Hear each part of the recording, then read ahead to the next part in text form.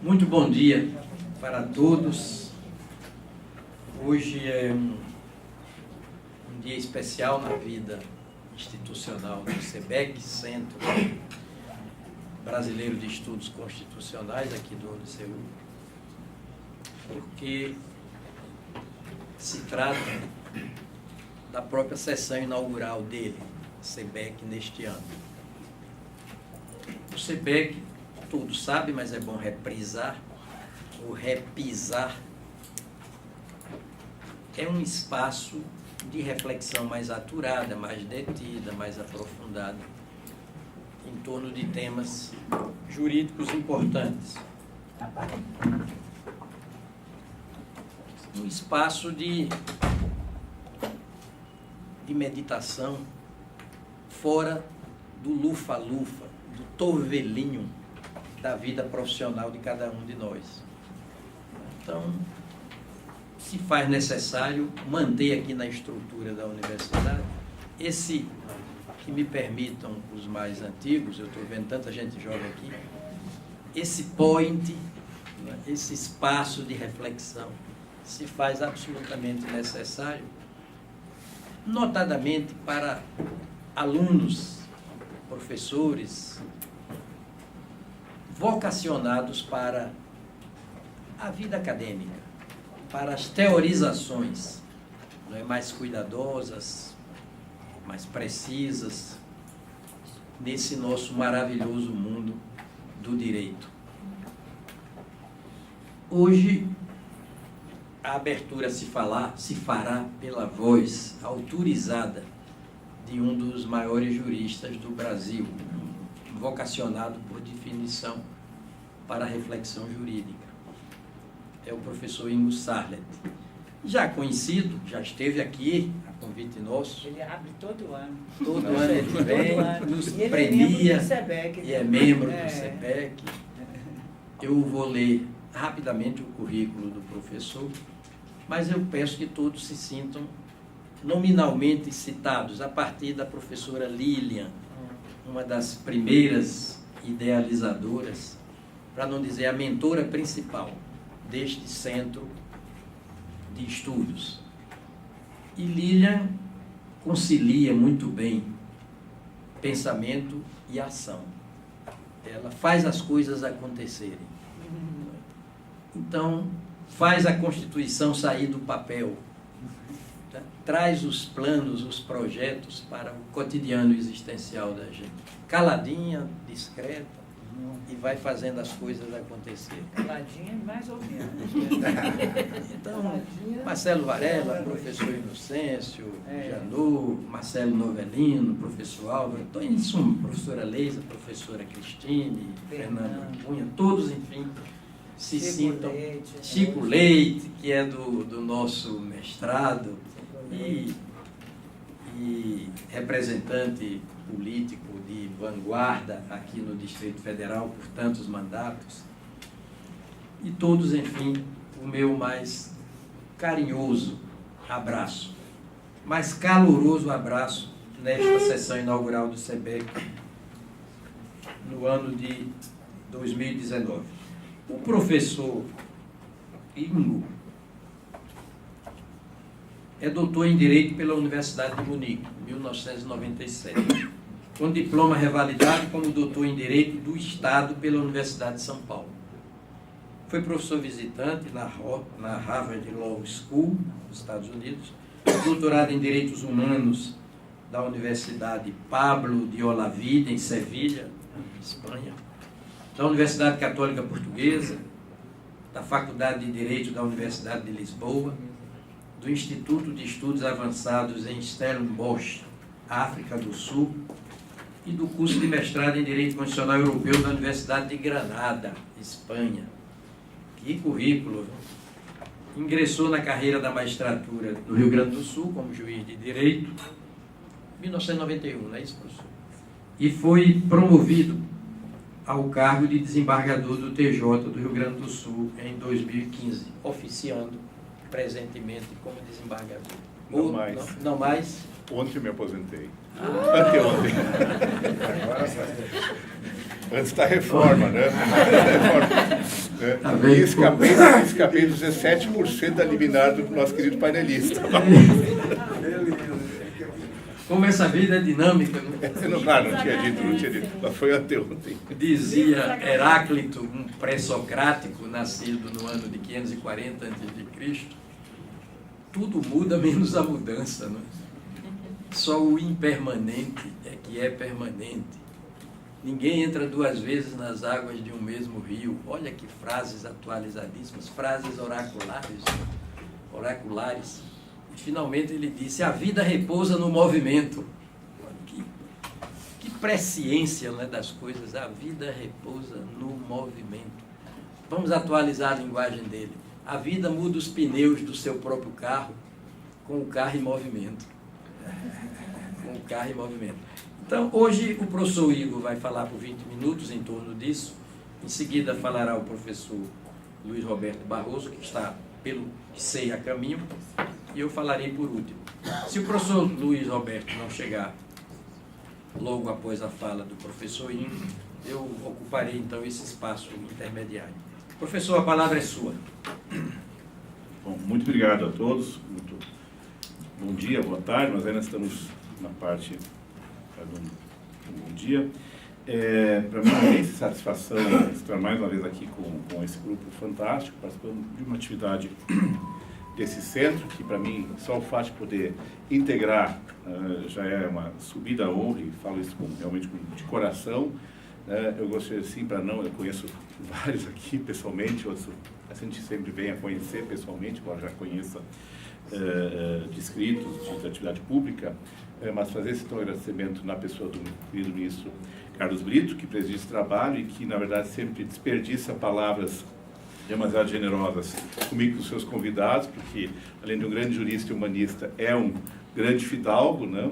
E eu estava comentando isso ontem, inclusive, quando vinha para cá com um colega lá da PUC, né? De que eu nunca vi o ministro Carlos Brito tratar alguém que seja o mais modesto empregado, né, o mais modesto professor, o mais modesto aluno, colega, quem quer que seja, vamos dizer, eu nunca vi e não conheço ninguém que tenha visto o contrário, né, com algo menos do que educação e fidalguia. Né? Isso, para mim, assim, eu cada vez tenho aprendido que, para mim, o valor do ser humano, né, como pessoa, né, deve se colocar um pouco acima, né, da maior estrutura acadêmica, política, né, que o seja. Aqui tem muita gente, aqui, muitos colegas aqui que representam esse perfil, né, tanto a vida pública quanto a vida pessoal, magistério. Então, me sinto muito gratificado, né, ser dos docentes aqui de uma enorme qualidade desse centro, né, aqui do ICEUR, que é uma universidade de referência, de pós-graduação, né. Sobre Batuta. Marcelo, está há quanto tempo aqui na coordenação? 17 anos. Então, me ganhou. Eu estou há 13. 17 anos. Alguém fica 17, 13 anos, sinal. Ele, alguma coisa faz certo. Nem sempre todo mundo acha e nem todo mundo gosta, né? Então, de qualquer sorte, para alguém ele está fazendo alguma coisa certa, né? Então, de qualquer sorte, né? Também o Martelo, o pessoal do pós aqui, não sei, todo mundo, né? Está aqui, eu realmente tenho muito carinho. Mas o tema aqui, realmente, e a Lili, então, que é a coordenadora, assim, das atividades, sempre convida e não deixa de escapar quando vem para Brasília, né? A gente vem com todo gosto. Mas, enfim... o tema aqui ele me remete justamente a Heráclito, né? Essa frase que o ministro Carlos Brito referiu, que é famosa, clássica, mas sempre tem que ser lida e relida, né? Então, não só tem que ser reafirmada como também relida, ela se aplica que nem luva, né? De pelica, né? A mais fina seda, a mais fina, no sentido da pelica, ao tema, cláusulas pétreas. O que é imutável, o que não é mutável, né? O que deve mudar e, às vezes, embora mude, não deve mudar, né? Deve mudar. Elas têm uma relação direta com essa temática, né? Os aspectos têm a ver com margens do rio, né? O rio pode ser caudaloso, às vezes pode passar da margem, pode haver brumadinhos, pode haver enchentes, pode haver trágicas, pode haver furação humana, quer dizer, de qualquer sorte, né? É evidente que não se evita que se ultrapassem algumas fronteiras do ético, do jurídico. Né? Mas o direito serve, né, como instrumento para regular aquilo que deve ou não deve acontecer, claro, no consenso pactuado, como é do Estado Democrático de Direito, de uma Constituição que não impõe ou não impõe as cláusulas pétreas, né? Mas, evidentemente, o direito tem que ter os instrumentos para, pelo menos, poder se lutar concretamente quando né, o rio, agora figurado, passa das suas fronteiras, né? Quer dizer, isso tem também muito a ver com direitos fundamentais, com limites e restrições de direitos fundamentais, com cláusulas pétreas, né? E também me lembro, né, a famosa frase do Gato Pardo, né? Do personagem do Visconde, Leopardo, o filme Leopardo, é preciso mudar para que nada mude. Também uma frase que não perde sua, digamos assim, irônica, né, e atualidade. Eu digo isso porque realmente achei feliz a conexão com o tema de hoje, que são as cláusulas pétreas e a separação dos poderes, em particular com cláusula pétrea. E ninguém vai reinventar a roda aqui. Né? Duvido que algum de nós seja capaz aqui de reinventar a roda. Né? Mas também não é preciso reinventar a roda a todo dia para dizer que a roda não seja importante, seja uma das mais importantes criações humanas, né? Cultura humana, processo civilizatório. Né? E também eu me lembro de um livro magnífico, traduzido para outras línguas, inclusive alemão, né? Do nosso, às vezes, demasiado esquecido Darcy Ribeiro, né? Que ele tem uma pequena, grande obra sobre o ópio. O livro é fantástico, é traduzido para várias línguas. Inclusive, ele falou sobre isso na Alemanha, na Escola de Frankfurt, filosofia, né? Linguagem. Né? É um livro muito citado dele, muito conhecido fora, né? Fez muita época. Né? E nesse livro ele diz aquilo, claro, várias leituras, vários aproximados, assim, na essência que importa para dizer de forma bem singela, né? O óbvio é aquilo no qual nós tropeçamos diuturnamente e, às vezes, por ser óbvio, nós desprezamos, porque é quem vai se ocupar do óbvio. Não conta quem na academia, né, quem vai se ocupar do óbvio. Né? Sempre ser originais, vamos inventar novo rótulos, as mesmas coisas. A gente acha que fez uma tese, quando deu um novo nome àquilo que já existe, né? E o novo nome vira tese, né? E a pessoa às vezes faz fama, porque é copiada, porque as pessoas não leram os outros e pegam aquela tese, que é o novo nome. Nada mais é do que o novo nome, as mesmas coisas, como se fosse a maior invenção do mundo, né? Não preciso nem citar exemplos, né? Não são longe da gente aqui, né? De qualquer sorte, o óbvio, minha gente, né? É o que nos mais falta ser considerado diuturnamente. O óbvio significa que se todo mundo juntasse, ou não jogasse lixo no chão, né? Ou no mar, os de óbvios são feitas as coisas mais complexas, mais importantes da vida. E é evidente que nós estamos tratando aqui de uma questão do ponto de vista da arquitetura constitucional, da história constitucional, do constitucionalismo contemporâneo, moderno, desde o início, né? É algo inerente ao nosso constitucionalismo, né? Que é a ideia de limitação aos poderes constituídos. Não quero atrapalhar. Agora, definitivamente, eu já não posso falar mais qualquer coisa. Fui qualquer coisa, né, diz o ilustre amigo. Né? Mas, enfim, então é claro que eu não vou fazer aqui uma recuperação, né, histórica e doutrinária de todas as questões que envolvem cláusulas pétreas, mas eu fiquei com uma fala que teria uma introdução, né? Aquele chamado pandeirista de velório, né, que dá então espaço realmente aos artistas principais. Né?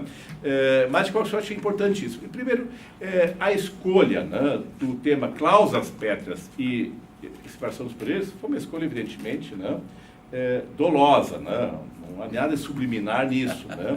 Podíamos tratar de república, podíamos tratar de democracia, cláusulas pétreas, podíamos tratar de direitos fundamentais, direitos sociais, cláusulas pétreas. E, aliás, todos os temas que são igualmente atuais. Né? Igualmente na pauta da política e do constitucionalismo brasileiro, venezuelano, latino-americano, polonês, húngaro, francês, alemão, né?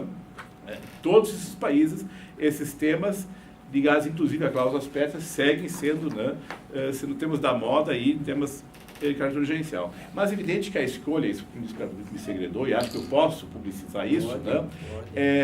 E me parece que Luiz Barroso, né, também já estava afinado com essa perspectiva, se não, né, provavelmente ele que vai poder me desdizer, esse também envolve um pouco uma questão específica, um pouco mais pontual, né, que é a relação do Poder Judiciário na arquitetura institucional, ordenatória e procedimental dos poderes constitucionais, né, em relação a tentativas, né, que não são, na verdade, no Brasil nem tão fortes ainda, mas tenderão a ser, mas em outros países já estão realmente sendo muito preocupantes e até mesmo com impactos diretos sobre a independência do Poder Judiciário. Isso. Tá?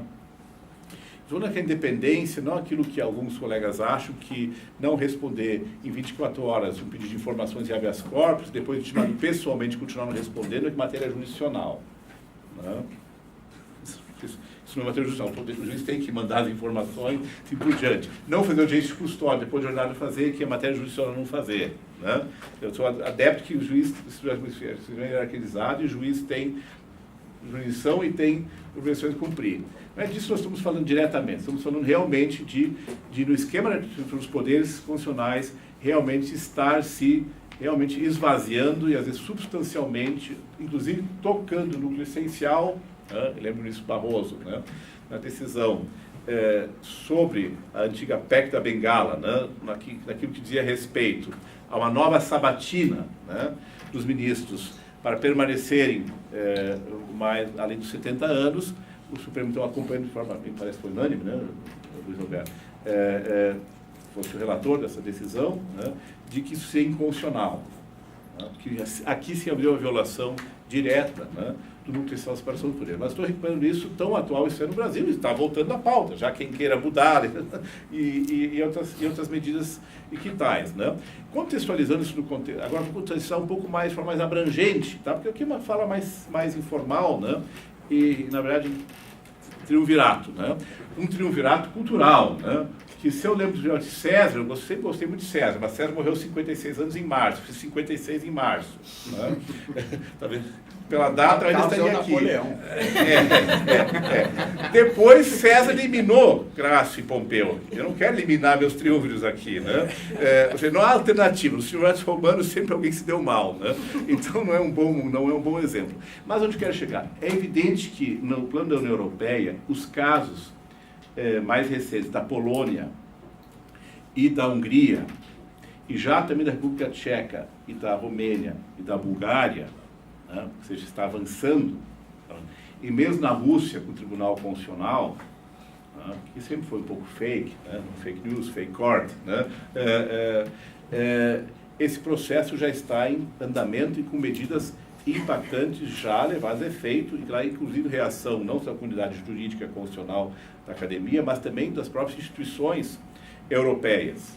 Né, que é a aposentadoria, né, precoce, né, de juízes das cortes constitucionais, na Polônia e mesmo na Hungria, né, que é a redução de competências dos tribunais constitucionais, que é a substituição por força de aposentadoria, né, pela antecipação do tempo de aposentadoria, né, de novos juízes, que formam a maioria, né, pelo então governo atual, que é um governo declaradamente, assumidamente mais centralista, autoritário e de orientação direita, agora no sentido clássico, não, porque sabe que essas conceituações hoje são todas difusas e não muito claras, né, e em parte superadas. Né?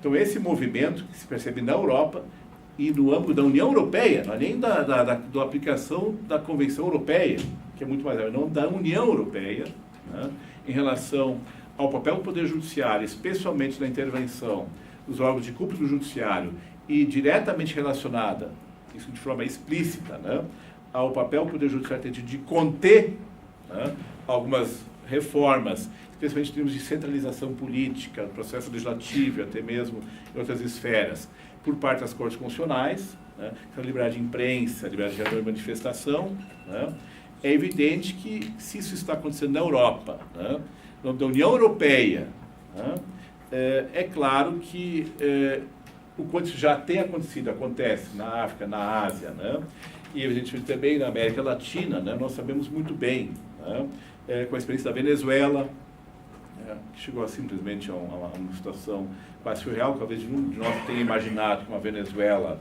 todas as mazelas que um país americano pudesse ter chegado nesse plano de...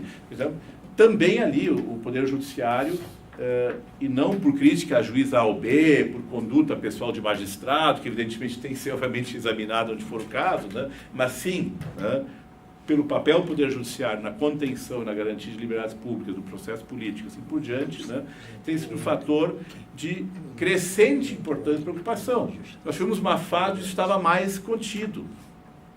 Sempre foi problema, Banco Mundial, né, todos, né, a ONU, né, nós tínhamos várias entidades, né, várias entidades, né, econômicas, né, tinham preocupação, por motivos mais ou menos nobres, né, evidentemente, com a independência do Poder Judiciário, garantia dos contratos, segurança jurídica, não importa, por várias razões, né, garantia de direitos.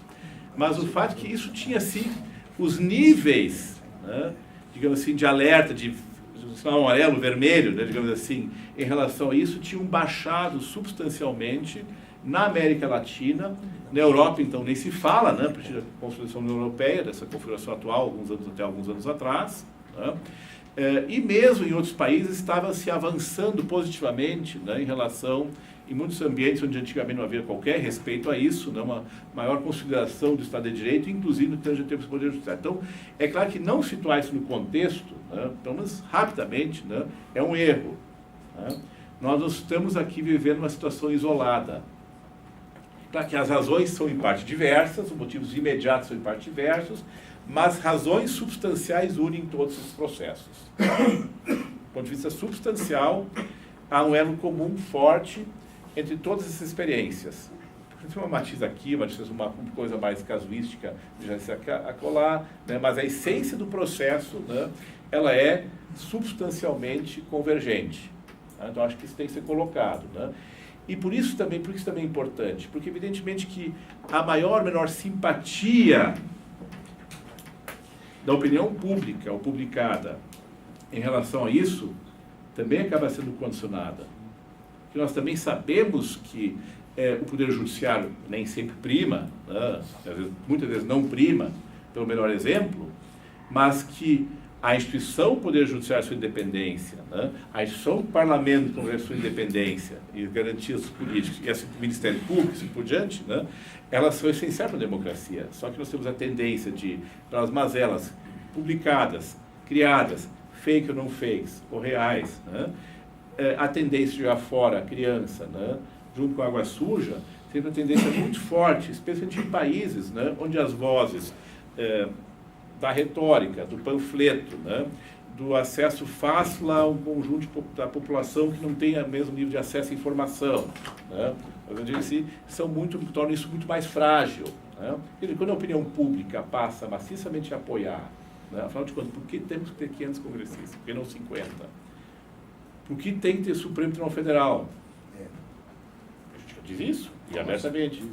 Sim, mas assim, a gente até compreende que às vezes isso se passa, que as pessoas, obviamente, têm problema de fé, são criticáveis, que se faz em qualquer lugar do mundo, né? Mas quando passa esse voto político, passa a ter apoio popular, medidas, com extinção de tribunais, né? E outras de controle, né? Que o juiz possa ser condenado, o promotor possa ser condenado criminalmente se alguém foi absolvido depois que ele denunciou. Né? Mesmo que uma denúncia... E nós sabemos que a tentativa, não foi uma nem outra. Né? A questão da liberdade de manifestação dos magistrados, aqui digo, faço coro, né? Fui magistrado, né? Sempre primei, né, por não fazer da cátedra, especialmente de palestras, né? Alguns já me acompanharam aqui, né? Críticas individualizadas, enfim, acadêmicas, sim, pode não gostar da lição aqui, mas jamais individualizadas, pessoais e de rebeldia por e simples a decisões judiciais, ainda mais a colegas, né? Nem me está politicamente por questões, que alguns fazem. Então, acho que... mas também sabemos que essa mordaça, né, dependendo de como for interpretada, que não foi o caso da decisão do Supremo, mas como ela pode vir a ser interpretada, também pode significar realmente, né, um silenciamento por via indireta, né, Poder Judiciário de outros atores. Então, dito isso, só para citar o contexto, né, eu já passei, acho que metade do tempo, mas o contexto acho que tem que se firmar, porque a minha ideia era abrir mesmo, né, nesse contexto. Então, um problema que está se universalizando, infelizmente, sempre existiu, né. As estratégias de combate, de minimalização, ou pelo menos de até evitar, em grande parte, esse impacto, esse embate com as outras instituições, especialmente com as pessoas em relação à independência judicial, são diversas, não há uma resposta fechada. No Brasil e em alguns outros estados, mas não em todos, as cláusulas pétreas, né, previstas para a reforma do Poder Judiciário, o Poder de forma constitucional, são evidentemente uma estratégia forte, né, constitucionalmente forte, mas também depende muito, né, do poder, da competência que atribui às instituições que podem zelar, né, pela sua integridade. Né. O Supremo Tribunal Federal, felizmente, segue tendo essa prerrogativa e competência, tem afirmado ela, no meu sentir, com muita cautela, né. Nós temos tido várias emendas para discutir se todas bem ou mal, né, isso é normal, mas de qualquer sorte, dizer que no Brasil possamos ter menos controle de reformas constitucionais que outros países também é absolutamente contrário, falando contrário ao nosso direito constitucional positivo, porque é evidente que uma Constituição com centenas de artigos, é evidente que vai ter mais reformas, o óbvio Lulante, todo mundo sabe, é evidente que as questões vão ser mais trazidas a uma Suprema Corte do que outros países. Então é claro que nós temos também circunstâncias que fazem com que isso no Brasil seja mais frequente que em outros lugares, né, simples pelas nossas peculiaridades. Né. Mas é claro que podemos discutir o tom e o dom, né, até onde vai esse controle material ou formal, né, não é isso que eu vou adentrar aqui, mas sobre a condição de cláusula pétrea da separação dos poderes e da ideia dos limites materiais do poder de reforma constitucional, como considerado no nosso constitucionalismo. Né.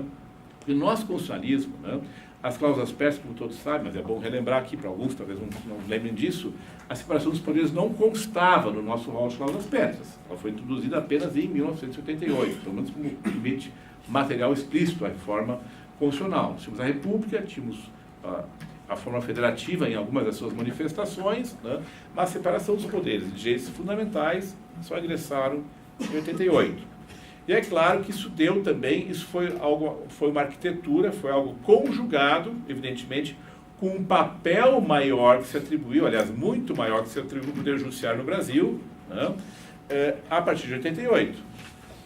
Se isso já seria um problema antes, gente, com as garantias constitucionais, funcionais, organizacionais, do Poder Judiciário como instituição e da magistratura como função e exercício, assim como o próprio Ministério Público, que obviamente no Brasil tem uma função constitucional diferente da maioria dos países, porque também tem outras atribuições, nós temos também se colocar no contexto, o Ministério Público não teria como exercer atribuições se não tivesse essas garantias, né?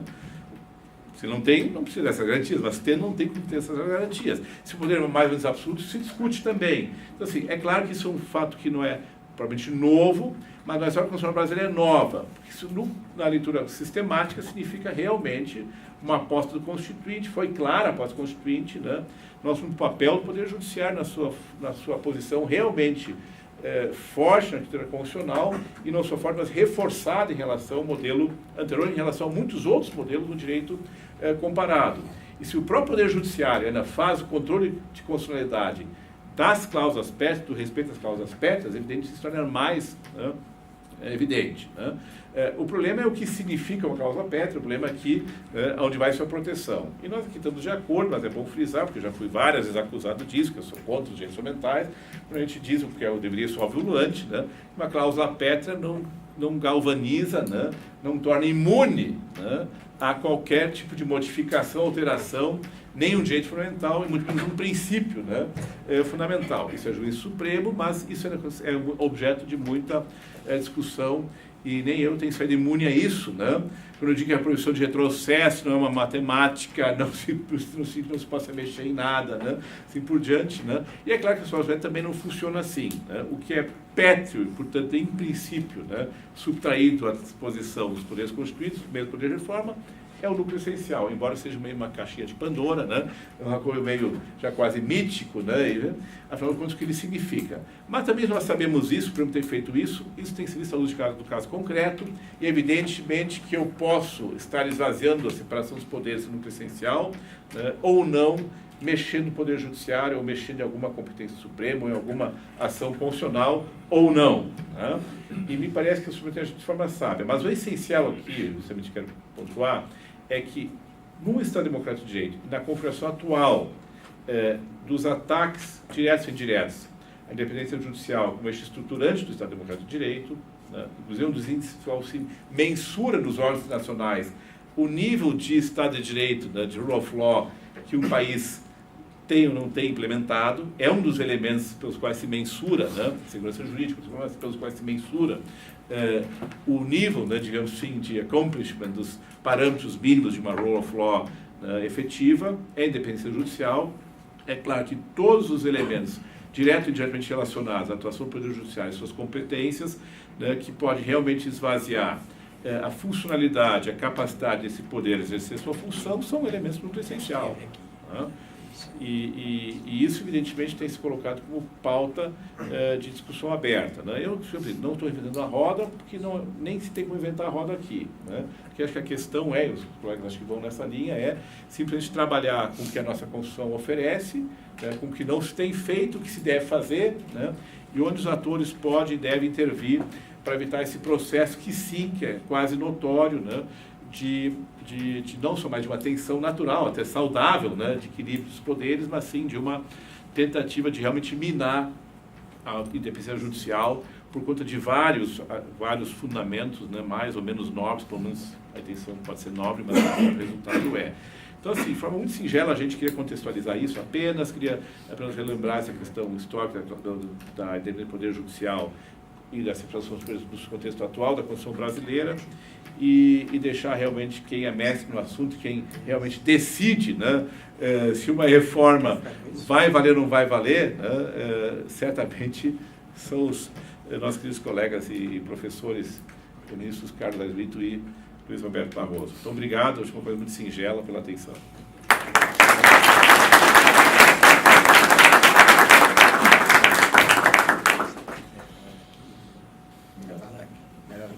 Vamos fazer É claro que está assim, porque fica mais... a permuta de posições. O professor Luiz Roberto vai ocupar o centro aqui. Eu vou levar só. O centro é onde você senta. Isso. Só a aguinha. Professor Ingos, senta aqui, por favor. Vocês pediram a boa. Eu esperei, mas eu saí antes, mas aí veio eliminado do Luiz Roberto Barroso, os 17% de tempo que aqueles estados lá praticam, não se aplica, né? Por isso que o sistema está falido. O sujeito se aposenta nessa idade. Não, mas eu trabalho, o problema é que eu trabalho, e não é como sacristão, nem plantando um tomate em casa, nem lavando louça, né? 17 anos. Esse, Mas saí cumprindo o tempo. é isso aí.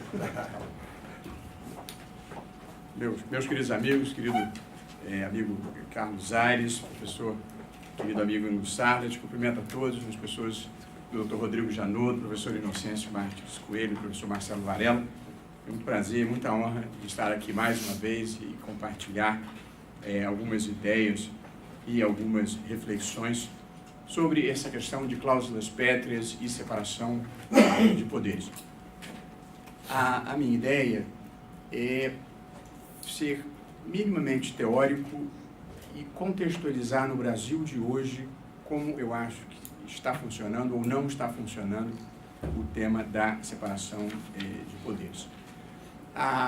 Começando pelo conceito de cláusulas pétreas, o Brasil tem, como todos sabem, um dispositivo específico com limitações materiais ao poder de reforma constitucional. É uma das cláusulas mais rígidas e mais abrangentes do mundo, mas há um debate contemporâneo em diversas partes do mundo e alguns autores relevantes começam a discutir a situação em que, mesmo em países em que não há cláusulas pétreas materiais, se estabelecerem limites à reforma constitucional para impedir a perda da identidade da Constituição. Portanto, há um debate mundial que, no entanto, não é tão relevante no Brasil, porque a gente já faz isso há muito tempo, que é o controle de constitucionalidade, mesmo de emendas constitucionais, à luz das cláusulas pétreas. Eu acho, uma das razões, contextualizando, que eu sou totalmente contra a convocação de uma Assembleia Constituinte, é que não há nada na Constituição que impeça que, por reforma constitucional, se façam as mudanças que se precisam fazer no país. Portanto, esse debate refluiu, mas as cláusulas pétreas não são um impeditivo às transformações que o país precisa. Portanto, não há razão para jogar fora o capital político que a Constituição de 88 representa, em troca de nada, ainda mais nesse momento polarizado que o Brasil vive. A outra observação que eu acho importante, e já tangenciou, eu acho que cláusulas pétreas devem ser interpretadas de maneira estrita.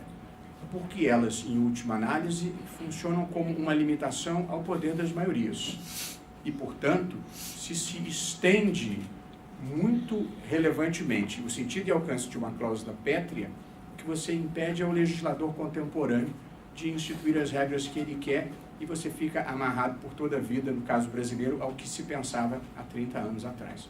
Portanto, cláusulas pétreas merecem uma interpretação restritiva, ainda mais porque, como também observou o INCO, a Constituição brasileira cuida de quase absolutamente tudo. Só não traz a pessoa amada em 3 dias, mas fora isso, a Constituição cuida de todos os temas que se possam imaginar. E, portanto, dar interpretação excessivamente extensiva às cláusulas constitucionais significa restringir, além da conta, o processo político majoritário. A separação de poderes é uma das cláusulas pétreas da Constituição brasileira, mas a verdade é que nós não podemos continuar a interpretar a cláusula de separação de poderes como ela era interpretada no tempo de Montesquieu, saindo de um Estado feudal, cujas instituições centrais não se comparam com as instituições da democracia constitucional e cuja visão tradicional não é equiparável ao papel que o Poder Judiciário passou a desempenhar nas democracias contemporâneas. Portanto, não é possível olhar a cláusula de separação de poderes como se interpretava historicamente à luz de escritos lá atrás, e nem mesmo de escritos do Kelsen. Quando o Kelsen dizia que a jurisdição constitucional só pode funcionar como legislador negativo, num universo em que o controle de constitucionalidade era apenas o controle formal e não um controle material, ele não considerava as transformações do direito contemporâneo em que você hoje trabalha com princípios extremamente vagos como dignidade da pessoa humana, justiça, razoabilidade, e dizer que não há um componente volitivo na atribuição de sentido a esses princípios é simplesmente contrariar a realidade. Portanto, houve uma expansão do papel do judiciário que hoje tem uma função criativa, não uma função criativa livre, porque pautado pelos princípios da Constituição, mas evidentemente uma função criativa, até porque o legislador não é capaz de prever todas as situações da vida. Portanto, a ideia do judiciário apenas como legislador negativo, no momento em que se discutem uniões homoafetivas ou criminalização ou não da interrupção de gestação ou outros temas assim, é procurar negar uma realidade fática. Na vida, a gente não pode quebrar o espelho por não gostar da imagem. E claramente vive-se um momento em que, porque inevitável, o judiciário tem uma função criativa. Mas eu queria contextualizar, Carlos, a questão dos 3 poderes. Eu vinha pensando, para não falar as mesmas coisas que já falei aqui outras vezes, dentro do Brasil contemporâneo. Um Brasil que vive um momento polarizado, um momento de um razoável grau de ressentimento, de coisas que se acumularam. O impeachment, o próprio governo Temer, uma eleição extremamente dividida, a mais longa recessão que o país já atravessou, o maior índice de desemprego da história brasileira. Como é que os poderes se situam em relação a esses temas e como é possível, porque considero esse o único papel que caberia a um ministro do Supremo, quer dizer, eu não tenho opinião política, mas penso as instituições, o que as instituições e os poderes devem fazer nesse momento brasileiro polarizado, radicalizado e ressentido?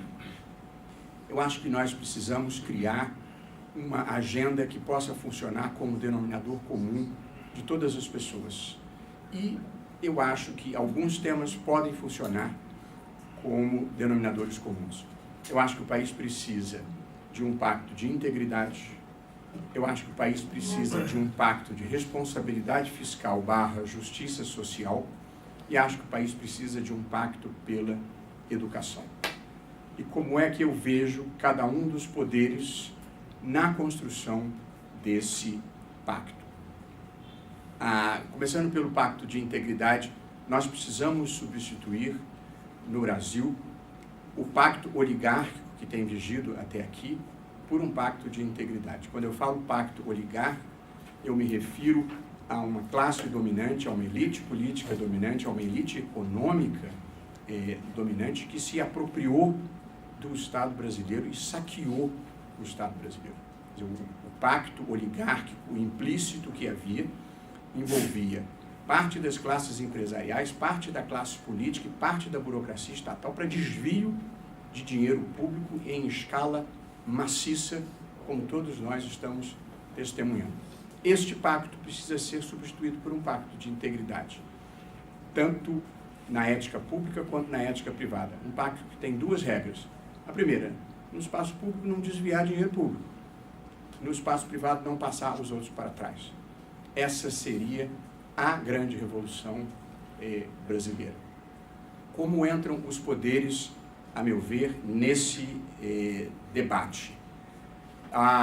Em primeiro lugar, no legislativo, eu acho que se nós não aprovarmos uma reforma política, nós não vamos conseguir romper o pacto oligárquico. É preciso ter um sistema eleitoral em que o eleito saiba por quem ele foi eleito e o eleitor tenha de quem cobrar contas. O sistema brasileiro de voto proporcional em lista aberta faz com que a representação política seja completamente descolada da sociedade civil. Eu não vou ter tempo para aprofundar isso, mas já falei sobre esse assunto aqui mesmo, nesse local. Qual é o papel? Portanto, eu acho que o papel do legislativo é contribuir para a aprovação de uma reforma política sem a qual nós continuaremos andando em círculos e fazendo o buraco ficar mais fundo. Em segundo lugar, eu acho que nós precisamos mudar uma cultura que, sobretudo depois que eu virei juiz, eu pude constatar que é uma cultura espantosa em que o agente público, os agentes públicos mais relevantes do país, eles acham que eles são sócios em todos os contratos públicos e levam vantagem em todos os contratos públicos. É muito impressionante o que aconteceu no Brasil. Eles não acham que é corrupção. Eu fui relator de um inquérito de um dignatário muito elevado. É muito impressionante a sensação que eles têm de que eles são sócios e podem partilhar dos proveitos de todos os contratos relevantes. E o líder do governo anterior deu uma declaração dizendo: a polícia tem que parar de perseguir corrupto e ir atrás de bandido. Quer dizer, eles acham que não são bandidos. Portanto, é preciso acabar com esta cultura de que existe sociedade e de que corrupção não é crime. Ela é profundamente arraigada no Executivo. Nós estamos falando de contratos nucleares à merenda escolar. Tudo tem propina, tudo tem bola. É cultural. E se nós não superarmos isso, não vamos conseguir avançar. Então, a contribuição do Poder Executivo, podiam até contar com o apoio da bancada evangélica, não roubarás. E, portanto, vamos avançar. E no Poder Judiciário, eu acho que nós temos que acabar com a cultura de que crimes do colarinho branco não é grave, que ainda é a cultura que viceja em muitas partes do Brasil. Eu gostaria de dizer que, do meu ponto de observação e pelos volumes de dinheiros desviados, sou totalmente convencido de que corrupção mata. Mata na fila da saúde, mata em acidente na estrada, destrói vidas que não são educadas. Portanto, é preciso não tratar essa corrupção graúda e grossa que há no Brasil como se fosse uma coisa desimportante. É quase próximo do homicídio. E é assim que deve ser tratado. Assim eu penso. E no judiciário ainda, portanto, do judiciário, tratar a criminalidade do colarinho branco como uma coisa séria, porque a justiça é implacável com um menino que está com 100 gramas de maconha, ou implacável se o sujeito furtar alguma coisa. Se for reincidente em furto de desodorante no supermercado, a jurisprudência entende que não pode nem tratar como insignificância. Mas para você pegar quem desviou 50, 70, 80, 100 milhões de reais, entra em campo o garantismo à brasileira, que é outro problema que nós temos. Garantismo significa que qualquer acusado tem direito à presunção de inocência, tem direito a devido processo legal, tem direito ao contraditório e tem direito, pelo menos, a um recurso para o segundo grau de jurisdição. É isso que é garantismo. o garantismo brasileiro passou a ser a cultura de que ninguém que ganhe mais de 5 salários mínimos pode ser condenado, não importa o que tenha feito. E, de preferência, o processo não pode acabar em nenhum momento em tempo razoável. Recentemente, num caso, depois de 20 anos, um sujeito que desviou muitos dinheiros em São Paulo foi finalmente condenado. O advogado declarou: nem na ditadura se prendia. Na ditadura não prendia mesmo. Portanto, porque a corrupção era aceitável. É preciso superar essa mentalidade. Garantismo é respeitar o direito de defesa. A ideia de que garantismo significa um processo que não acaba é algo que se criou no Brasil. E em qualquer lugar do mundo, essa discussão sobre poder executar a sentença depois do segundo grau é vista como uma coisa patética. Patética. É uma cumplicidade, é um pacto com as pessoas que desviam dinheiro. Porque os pobres são presos em flagrante antes do primeiro grau. E permanecem presos até o julgamento e às vezes ficam presos por mais tempo do que deveriam ficar. Portanto, quando ouvirem gente que muda de calçada quando vê um pobre, dizer: eu estou preocupado com esse negócio de execução depois do segundo grau, porque vai afetar os pobres, não acreditem. Não é verdade. O segundo pacto é um pacto que eu chamei pela responsabilidade fiscal e pela justiça social. Eu acho que nós temos que reconhecer, não importa em que lado do espectro político cada um esteja, que foi o desatino nas contas públicas. Sabe, o nosso doutor Rodrigo Janot, que foi uma figura destacada e importante no enfrentamento desse quadro que eu descrevi. Perfeito. Foi o desatino nas contas públicas, principalmente, que nos trouxe a esta situação que nós estamos de mais de 4 anos de recessão e de desemprego crescente. Portanto, é preciso acabar com a ideia equivocada de que responsabilidade fiscal é coisa de neoliberal, que responsabilidade fiscal é coisa de direita. É outro equívoco que a esquerda conservadora comete no Brasil. A aritmética não tem ideologia. E, portanto, se gastar repetidamente mais do que arrecada, sinto muito dizer, vai acontecer inflação, vai acontecer aumento de juros, vai acontecer recessão e vai acontecer desemprego de novo. Alguém outro dia discutia se a Venezuela era de esquerda ou de direita. Não faz nenhuma diferença. A Venezuela é um desastre humanitário. Portanto, a gente tem que superar essas ideias antigas e ter uma visão progressista. O que gera mais riqueza e como é que a gente distribui melhor essas riquezas. E é preciso diminuir o custo do Estado para sobrar dinheiro para fazer justiça social. Se o Estado gastar 60% do orçamento com a Previdência, não sobra dinheiro suficiente para a educação, para a saúde, para os programas sociais. Portanto, é preciso fazer uma dobradinha: responsabilidade fiscal e justiça social. E justiça social se faz com um sistema tributário justo, o nosso é altamente regressivo, com políticas públicas que não sejam concentradoras de renda, como, por exemplo, o sistema previdenciário brasileiro é uma imensa transferência de renda dos pobres para os ricos. Quando eu vejo que todas as centrais sindicais vão se manifestar contra a reforma da Previdência, deviam representar os pobres. Os pobres bancam um sistema que é perverso e injusto. Essa é a esquerda conservadora, é a esquerda corporativista, e não o pensamento verdadeiramente progressista de quem quer distribuir renda. Eles querem manter privilégios. Portanto, é preciso enfrentar isso e desmistificar como sendo reacionário quem quer fazer a reforma e progressista quem quer manter o status quo, em que todo o dinheiro, porque vai chegar a 80%, vai ser gasto com o pagamento de aposentadorias e pensões.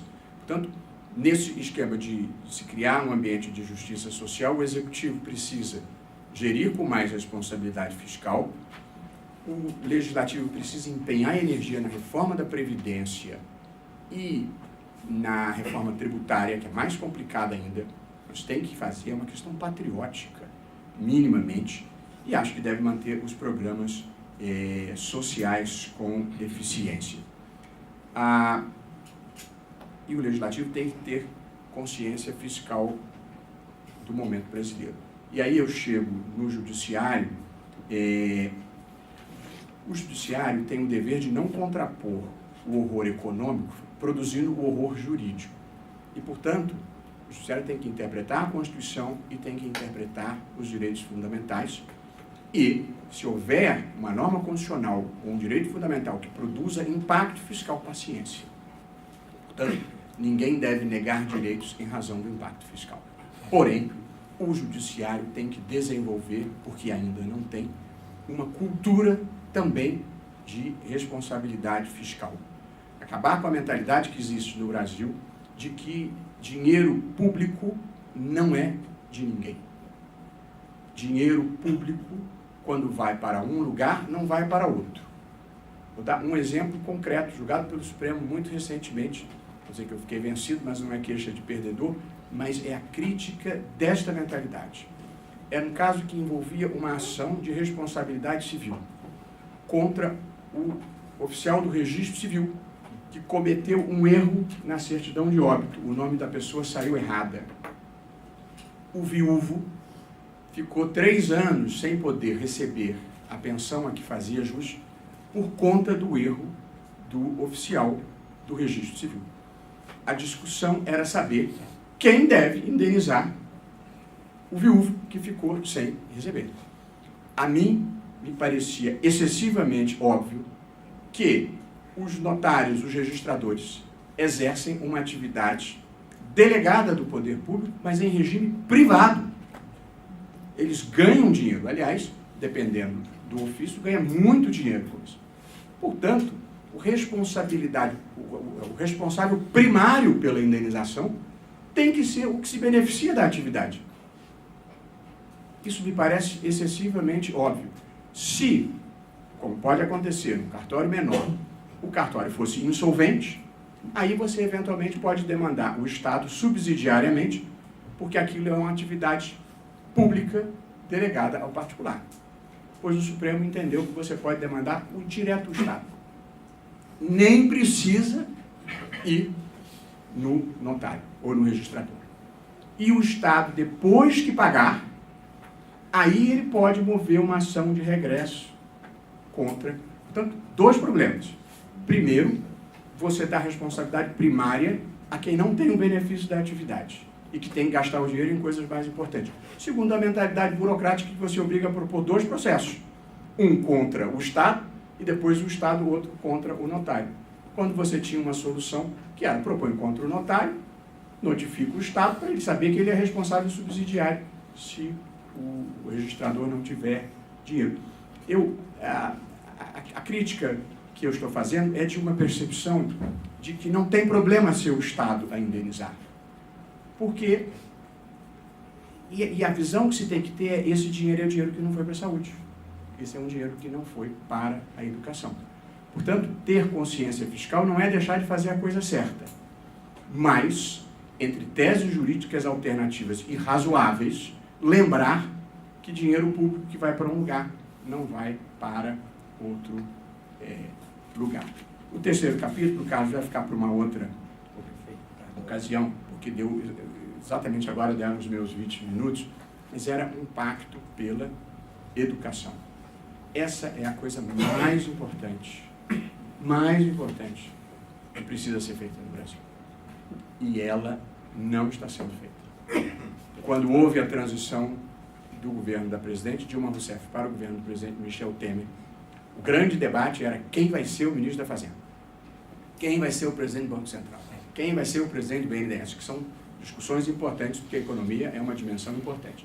A educação, que todo mundo diz que é prioridade, ninguém discutiu quais eram os melhores nomes, quais eram os melhores projetos, entrou no racha geral da política e ficou com o DEM.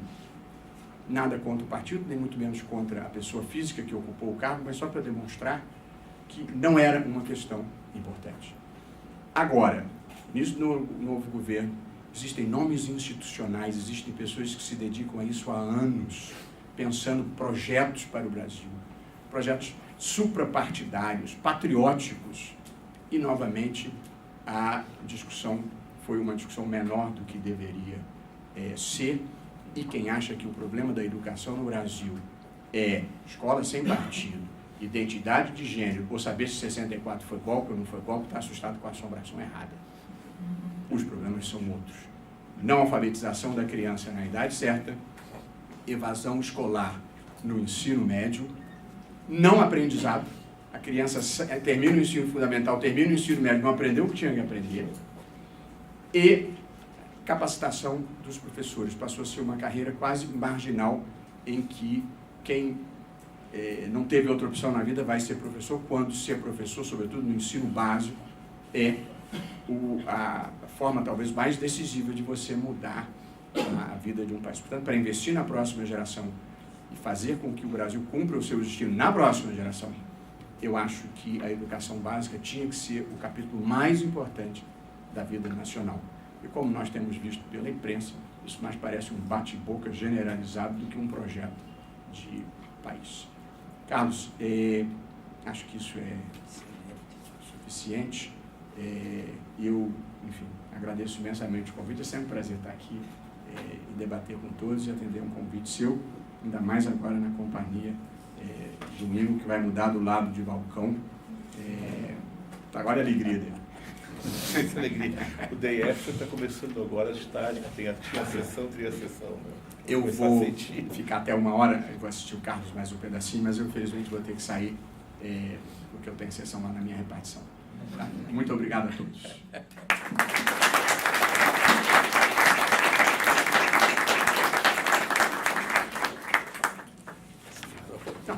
Luiz, por que você vai ter que sair antes? Eu falo daqui. Eu vou falar daqui porque o professor e ministro Roberto Barroso vai precisar sair daqui a pouco. A gente ganha um tempinho. Fernando, marca os meus 20 minutos, pode ser? Eu vou aqui no meu celular tentar resgatar umas anotações que fiz especialmente para hoje. Isso. Bem, como é bom, né, ouvir um jurista falar, no caso dos dois expositores, como jurista e como pensador ao mesmo tempo. Principalmente quem atua na área do direito público, me parece que tem uma facilidade maior, porque o direito público é constituído por aquelas normas jurídicas instauradoras de relações intersubjetivas, em que o particular entra sem querer, forçosamente, compulsoriamente, por exemplo, a relação tributária, e entra por baixo, e entra em desvantagem. O poder público comparece às relações jurídicas nessa dupla vantagem de impor a relação jurídica e de comparecer a ela com superioridade, nos seus propósitos, nos seus interesses, nas suas pretensões.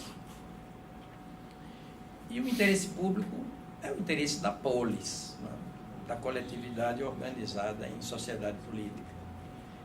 Os publicistas, caso dos constitucionalistas, dos teóricos do Estado, dos administrativistas, os publicistas têm essa visão de conjunto maior, o que os habilita a também se situar no patamar do pensamento propriamente político e filosófico. Então, como é bom, volto a dizer, a gente lidar com juristas por vocação e pensadores ao mesmo tempo, geminadamente. Tivemos, nas duas exposições precedentes, o trânsito desembaraçado por categorias normativas e por conceitos jurídicos no plano abstrato.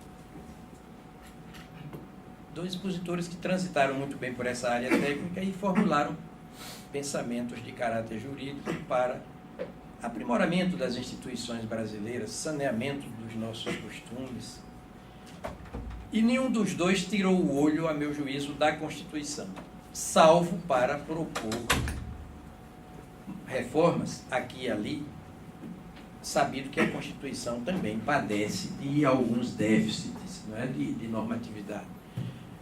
Como exceção, que, a meu juízo, a Constituição brasileira é muito bem dotada de princípios e de regras, numa vertente tridimensional que só merece elogio, essa vertente. O constitucionalismo liberal, o constitucionalismo social, o constitucionalismo fraternal. É uma Constituição democrática, humanista, civilizada. Camisa 10, ela é uma espécie de camisa 10 no âmbito do direito positivo. E tanto assim que, elaborada democraticamente, fez da democracia o seu princípio maior. Seja no preâmbulo, nós, representantes do povo brasileiro, reunidos em Assembleia Nacional Constituinte para instituir um Estado democrático, com todas as letras, seja na cabeça do artigo 1º, a República Federativa do Brasil constitui-se, formada pela União Indissolúvel dos Estados, do Distrito Federal e dos municípios, constitui-se em Estado democrático de direito.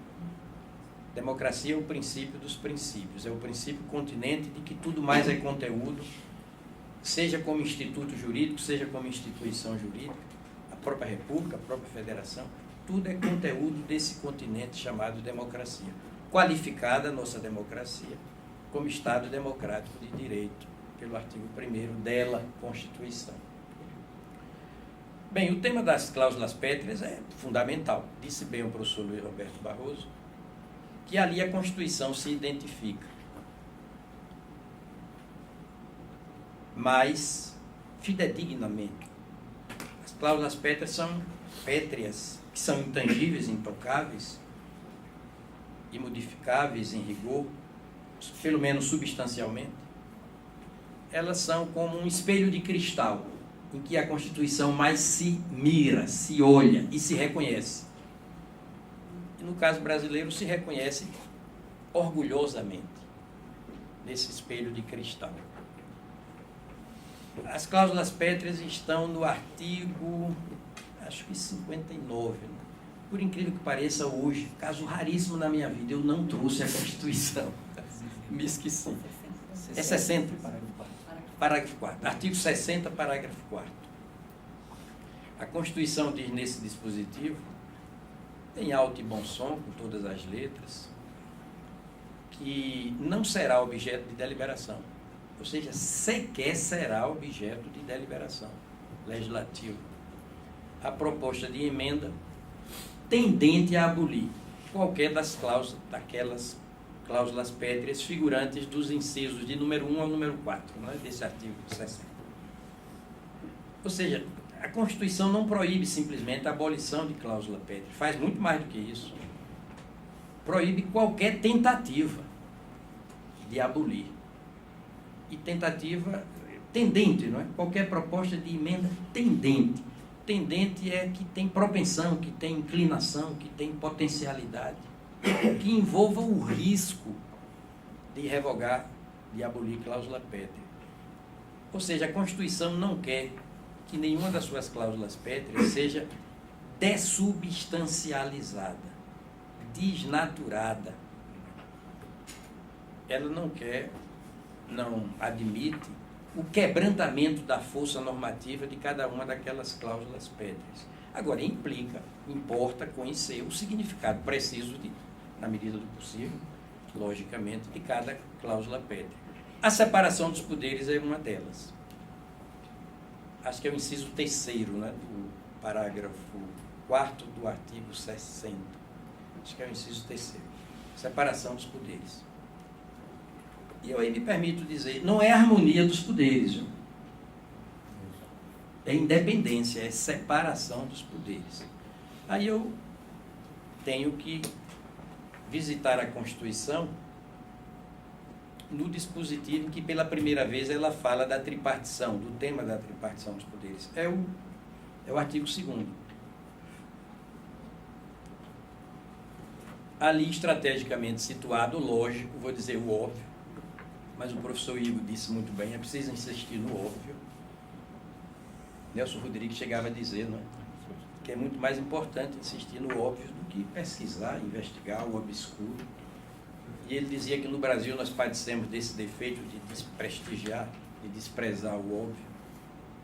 Ele chegou a falar de óbvio ululante, essa expressão é dele.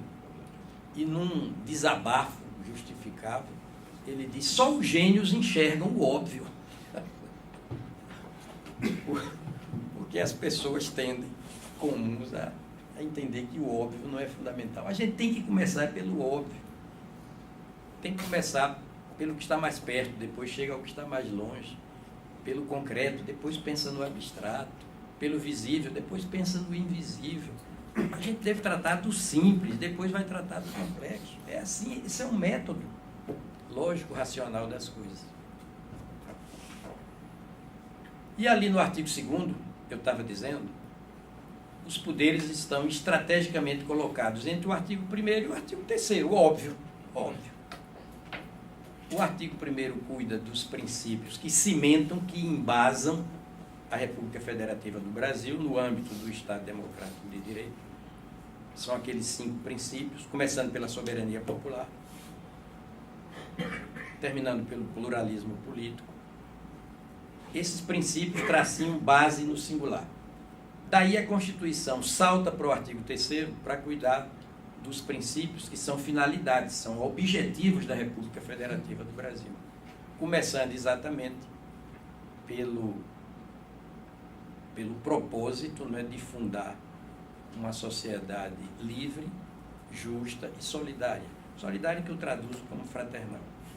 Mas exatamente para sair dos princípios que estão na soleira da Constituição, na base, no start da normatividade constitucional ali, artigo 1º, e saltar para o artigo 3º, a Constituição só pode fazer pela mediação dos poderes.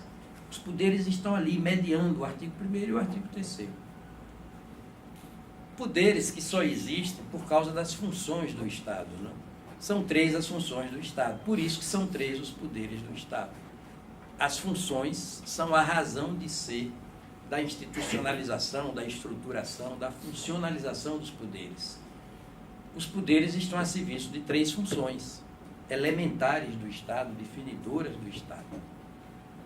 A função legislativa, a executiva e a judiciária. Aí o artigo 2º primorosamente esclarece as coisas. Ele diz, são poderes da União, independentes e harmônicos. Primeira ordem lógica e cronológica. Depois vem a segunda ordem lógica e cronológica. Legislativo, executivo e judiciário. Poderes independentes e harmônicos. Primeiro a independência, depois a harmonia. A independência é absolutamente necessária. A harmonia é desejável. Mas é possível conviver, ainda que por algum tempo, por pouco tempo, com um estado desarmonioso de coisas. Mas não se pode viver com o sacrifício da independência dos poderes, nem por um segundo, principalmente do poder judiciário. A precedência, a primazia, o princípio primaz é o da independência. E no caso do judiciário é definidor das coisas. Claro que primeiro veio o executivo, historicamente, sem limites.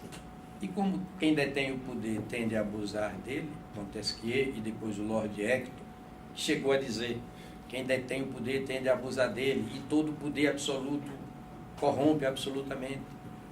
Era preciso frear o executivo, impor limites. Aí veio a ideia do legislativo, de colocar o legislativo como instância política, ao lado da instância política do poder executivo, um controlando o outro, um balizando a atividade do outro, até a evolução civilizatória de que ninguém será o prestígio máximo do legislativo, ninguém será obrigado a fazer ou deixar de fazer alguma coisa, senão em virtude de lei, artigo 5º, número 2. E o executivo se tornou uma instância de poder que rigorosamente gravita na órbita do legislativo, baixando decretos e regulamentos para a fiel execução da lei. No Brasil, expedindo medidas provisórias com força de lei, porém submetidas ao Congresso Nacional. O executivo submisso, né, executor, na verdade, executor das decisões do poder legislativo. Mas era preciso um terceiro poder do Estado para dizer se o legislativo legislou de acordo com a Constituição e se o executivo executou leis, baixou decretos, regulamentos, com fidelidade às leis. Esse poder só podia ser o judiciário. Os outros dois poderes são eminentemente políticos. O judiciário é, por definição, apolítico ou eminentemente técnico. E tudo tem que afunilar mesmo para o poder judiciário. Parece que há um pavor com o protagonismo do poder judiciário. Isso é da ordem natural das coisas. O judiciário tem que falar por último. Porque é preciso, volto a dizer, resolver com imparcialidade, com objetividade, com independência, com tecnicalidade, atualidade cognitiva, evidentemente, conflitos entre partes privadas e das partes privadas com os poderes públicos, com as instâncias públicas, e conflitos das instâncias públicas entre si. Kelsen, citado muito bem pelo professor Luiz Roberto Barroso, dizia: as coisas não podem se perder no infinito, não podem resvalar para o interminável. A sociedade não aguenta esse estado, né, de incerteza, de desequilíbrio, de desarmonia, de instabilidade das coisas. E esse poder tem que ser apolítico, para ser objetivo, imparcial, técnico, tem que ser mesmo. Só pode ser o poder judiciário. Agora é preciso entender que esse judiciário, ele é o poder extremo. Extremo é que fala por último, fala por derradeiro, para estabilizar as coisas. É um poder resolutivo, estabilizador, pacificador. Não é moderador. Essa história de poder moderador, professor Inocêncio, é a categoria do império, de outros, de regime monárquico. Não há nada de poder moderador. O judiciário atua no seu quadrado normativo. E se atuar no seu quadrado normativo, já está servindo ao princípio da harmonia dos poderes. Quando cada um dos poderes se situa no seu espaço de legítima competência, de legítima atuação, já está servindo maravilhosamente ao princípio da harmonia. E quando a Constituição cuida, e fez a nossa, de montar um sistema de freios e contrapesos, já está servindo ao princípio da harmonia. O princípio da harmonia é servido naturalmente. Freio para que um poder não se desmesure no exercício de sua competência. Não pise demais no acelerador. Sistema de freios. E contrapesos para que haja um certo equilíbrio na competência dos três poderes. Isso já é servir ao princípio da harmonia. Porém, o de que mais precisa, o poder mais necessitado de independência é o não político, é o apolítico, é o judiciário. Porque com o tempo, o legislativo, instância tão política quanto o executivo, se mancomunou demasiadamente com o executivo, a ponto de transformarmos, quase que no mundo todo e no Brasil em especial, o presidencialismo de coalizão em presidencialismo de cooptação e de cooptação agentária, com mesinha cotidiana, à base de distribuição de verbas, de cargos, o tempo inteiro. Então era preciso uma instância que tivesse a coragem de assumir com toda a competência a sua independência política. Aliás, no judiciário é preciso dizer, o poder é independente perante os outros dois. E cada magistrado é autônomo, tecnicamente, perante os seus colegas de magistratura. Até ministro do Supremo. Um juiz de direito não deve obediência a um ministro do Supremo Tribunal Federal, tecnicamente falando. Claro que há aqueles comedimentos, aqueles temperamentos da súmula vinculante, da decisão sobre a sistemática da repercussão geral, mas, por definição, o juiz interpreta o sistema jurídico, diria o ministro Marco Aurélio, de acordo com sua ciência e consciência. Agora, o judiciário brasileiro foi estruturado de modo a se tornar independente perante os outros dois poderes, mas atuar no âmbito de um sistema de justiça. Ele não exaure o sistema de justiça.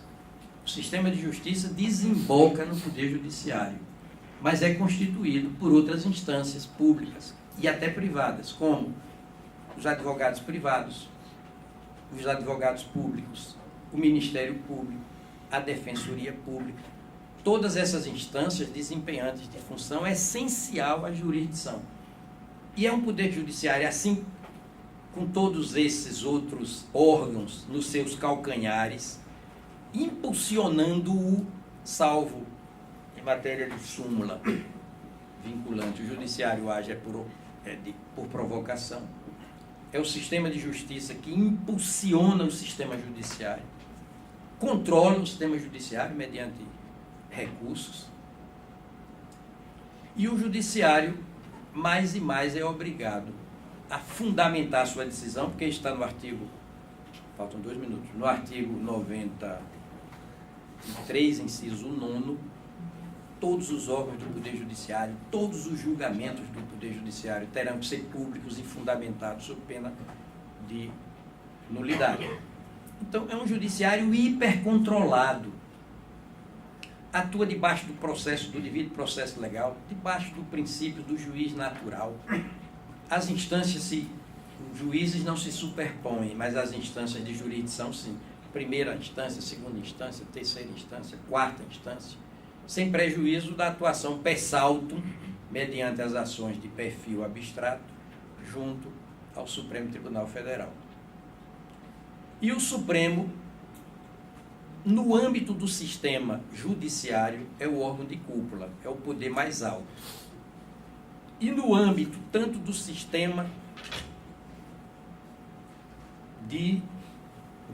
dos sistemas de jurisdição como um todo, como perante os outros 2 poderes, o Supremo é a instância, é o poder extremo. Eu insisto nisso, viu, porque eu ouvi de um membro do poder atual a afirmação de que as Forças Armadas são um poder extremo. E as Forças Armadas não são um poder extremo, até porque elas não são poder. Elas são forças, não são poder do Estado. Elas estão no âmbito de um dos poderes do Estado, sob o comando supremo, diz a Constituição, do Presidente da República. E esse judiciário decide com imperatividade, fazendo lembrar uma definição de von Ehring, do direito. O direito é interessante, é aquela parte da sociedade de que a sociedade mais depende. Tobias Barreto chegava a dizer, o direito é o modus vivendi possível, não pode haver vida social sem o direito. E von Ehring dizia, direito é o próprio complexo das condições existenciais da sociedade, mas condições garantidas, né, pelo poder público. O poder público garante. E quem fala por último só pode ser o judiciário. Terminando. O judiciário, eu temo, olha como eu temo essa ideia de harmonia como consulta prévia para o exercício da própria competência. Eu receio muito por isso. A independência é para ser exercida sem consulta prévia a nenhum dos outros poderes. A harmonia é sempre desejável, mas a independência é fundamental, não pode ser sacrificada por nenhum modo. E quem mais precisa dessa independência, e quem mais encarna essa independência, é o poder apolítico, é a instância de poder eminentemente técnica, não política, que é a instância judiciária. Agora, para exercer suas competências em plenitude, com todo o preparo técnico, o judiciário mais e mais, e temos um exemplo aqui do professor Luiz Roberto, que é um pensador, um jurista, um constitucionalista de primeira grandeza, sem nenhum favor, e que bom para o país contar na sua Corte Suprema com um mestre da dimensão do professor Luiz Roberto Barroso. O judiciário, mais e mais, ele se torna proativo. Ele não quer ir além não da sua competência, mas também não quer ficar aquém. São 2 erros, ir além e ficar aquém. O judiciário hoje se debruça sobre os textos normativos, principiológicos ou constitutivos de regras, pouco importa, numa perspectiva de deles desentranhar toda a normatividade ali contida, potencialmente. Isso se chama proatividade interpretativa, não ficar aquém de jeito nenhum das virtualidades normativas do sistema jurídico interpretado a partir da Constituição. Isso não é ativismo, isso não é invasão de competência do Poder Legislativo, sobretudo. Isso é se dar ao respeito técnico e político, político no sentido da independência, de ocupar todos os seus espaços, com toda a agressividade técnica, não é agressividade no sentido psicológico, no sentido físico. Não. E as cláusulas pétreas, e essa cláusula pétrea da separação dos poderes, me parece mais e mais necessária para impedir que a golpes de reforma, ela, separação dos poderes, nesses termos em que, arquitetada pela Constituição, se dessubstancializa, vá perdendo vigor, e o judiciário ficando esquálido, e a Constituição vulnerabilizada, porque o seu guardião maior estará vulnerabilizado. É o que tenho a dizer.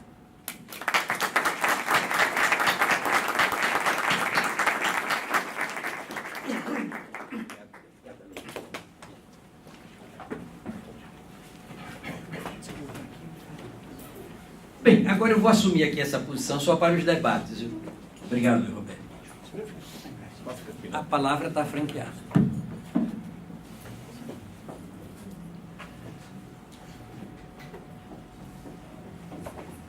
Se ninguém perguntar, eu pergunto. Né? Hein? Perguntas, Não, contraditas, assim, ninguém perguntar, complementos. É pergunta, né, palestra. Ah, professor, agora que estou vendo a senhora Atrás, mas aqui. eu estava no STJ, hoje foi uma discussão sobre o Dia Internacional da Mulher, o ministro Noronha chamou várias ministras para discutirem a trajetória do empoderamento feminino, e eu estava lá até agora, vim correndo para cá. Que bom, chegou a tempo. Chico Leite. Professor, deixa eu fazer uma pergunta. Claro, fiquem à vontade. Bom, boa tarde. Estaremos os dois aqui, não é, Ingo? É, Ao dispor de todos. boa tarde. Eu primeiro quero dizer, professor Aires, que um encontro como esse é valiosíssimo no nosso debate do curso. Então, eu quero agradecer ao senhor, especialmente, e parabenizar. E observar que eu prestei bastante atenção aos pontos centrais de cada uma das ponderações extraordinárias. E, embora eu saiba que o mais produtivo do debate é colocar o questionamento e fazer florescer esse desenvolvimento em cada mente, eu queria fazer uma pergunta ao senhor e uma pergunta ao professor.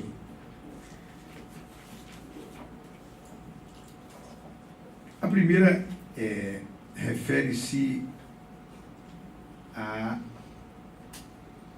fronteira entre essa atividade criativa a que se referiu o professor Luiz Roberto Barroso e a atividade criativa, efetivamente, do judiciário, que não tem mais, não pode se comprazer. Num momento como esse, ele até fez referência a Kelsey, apenas a uma posição negativa, precisa criar, procriar, fazer essa interpretação para a sociedade, mas qual é a fronteira entre essa atividade extremamente valiosa para o Estado de Direito e a possibilidade, a perspectiva de invadir a esfera de um outro poder? Eu também concordo com o professor Aires quando ele diz que a separação é muito mais importante para a Constituição e para a sociedade que a harmonia. Isso. quando prévia, bastante desconfiável. Então, essa é a pergunta para o senhor. A pergunta para o Soares é que eu notei, mestre, que o senhor várias vezes repetiu que o judiciário é um poder apolítico. Né? Várias vezes. Os outros dois são poderes políticos. Políticos, mas o judiciário é apolítico. Apolítico. Eu tenho aí, depois desses 4 mandatos, 16 anos, né, inclusive distante da minha atividade acadêmica, mas percebendo na prática essas relações, eu verifiquei que não há ente, pessoa, organização, que não tenha um componente político. Isso não quer dizer que se contamine com o ideológico, isso não quer dizer que instrumentalize apenas para o exercício de um poder pessoal ou corporativo. Isso não quer dizer que se partidarize. Mas a minha impressão é de que não pode haver, ou não há, ou o nosso sonho é que não fosse, Perfeito. um poder efetivamente político. Essas perguntas, eu só queria fazer um agradecimento à professora Lília, por colocar aqui. Todo gosto para a gente.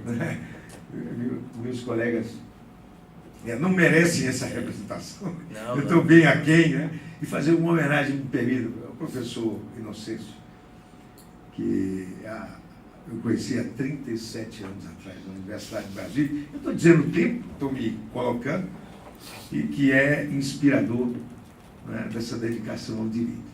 Eu queria pedir permissão aos senhores para fazer Eu essa. acho que todos da mesa aqui assinamos embaixo. Igor.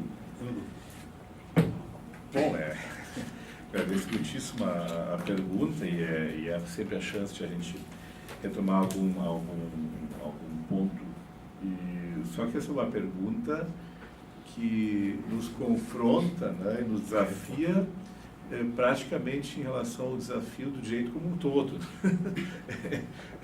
A fronteira da atividade criativa do juiz e da possibilidade do juiz, do seu mistério, das suas competências, interferir ou não na esfera de outros poderes, evidentemente é um tema central da teoria política, da teoria constitucional, né, da prática do poder judiciário. Então, claro, é uma pergunta central, mas ela é absolutamente relevante no contexto também do tema de hoje, né, que é sobre separação dos poderes e cláusulas pétreas, né, que de fato estamos ligando aqui diretamente. Vou falar não da questão, porque eu fiz um pouco mais uma introdução geral, uma contextualização, enfrentando a dogmática constitucional. Aqui vou rapidamente, em 5 minutos, tentar responder de forma mínima, à luz do exemplo das cláusulas pétreas. Né? Dizer, até que ponto pode ou não pode ir o controle? Não há fórmula mágica, não há nenhum lugar que esteja resolvido isso.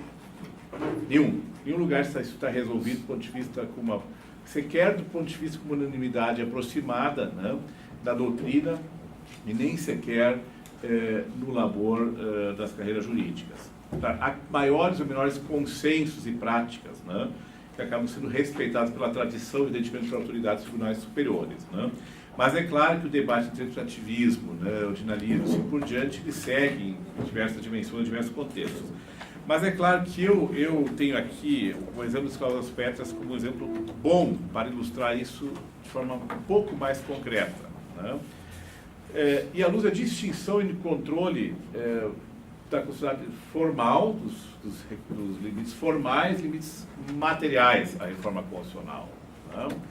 E aqui nós temos nossa situação justamente quanto maior um poder político, no sentido, eu entendi o apolítico. A política, nesse contexto, que o ministro Carlos Brito colocou, né? Mas um poder político é instituído politicamente pela Constituição, e nesse aspecto também é um poder político, mas não é isso que o Brito estava colocando, né? No outro sentido, o apolítico, por isso eu faço coro, né? Mas nesse sentido interfere no outro poder político que também é constituído, né? Porque o dilema do intérprete da Constituição, mesmo mais alto, né? É que ele é tão constituído quanto o outro, né? Enquanto poder, quanto ator estatal, e tão limitado quanto o outro, né, pela ordem constitucional que o instituiu. Né? Os papéis são diferentes. E ele tem essa difícil tarefa de ser guardião e, ao mesmo tempo, constituído. Né? É constituído, tem que atuar nas competências constitucionais, ao mesmo tempo tem que dizer sobre os outros, estão cumprindo as suas competências, né? E tentar não ultrapassar as próprias. Mas isso é um dilema clássico. Nas cláusulas pétreas, no meu sentido, tem as duas dimensões. Primeiro, cláusulas pétreas, o Barroso já frisou, normalmente são veiculadas por princípios, né? Separação dos poderes, direitos fundamentais, né? são sempre princípios, às vezes princípios muito gerais, né? E é evidente que, por isso, né, a margem de apreciação para definir o conteúdo desse princípio à luz do direito constitucional positivo é grande, né? E é claro que isso tem que se levar em conta sempre no debate sobre como não se controla uma cláusula pétrea. Mas, assim, o meu sentimento e não é meu, isso apenas não estou inventando nada aqui, que seria eu para inventar, mas me parece que, já falamos isso até num debate, né, acho que Novelino, e pelo menos está um artigo, mais uma coletânea bacana de democracia e que tu organizaste, né? É que o nosso controle, não é meu, mas o nosso controle que eu percebo, permite-se estar enganado, no Supremo Tribunal Federal, em relação a cláusulas pétreas e limites à reforma constitucional, ele tem sim, e não digo que eu não concordo com parte das decisões, concordar sempre é livre, sempre tem posições boas para os dois lados, né? Às vezes para vários lados, né? Isso é uma questão tão difícil, mas me parece que nós temos feito, nesse particular, menos bem, talvez, que possamos fazer. Não que você tenha feito muito bem muitas decisões, mas do ponto de vista estrutural, sistêmico, eu acho que podíamos fazer melhor. Né? Isso foi para dizer isso para o ministro, podíamos fazer melhor, porque a gente não está lá na hora, né?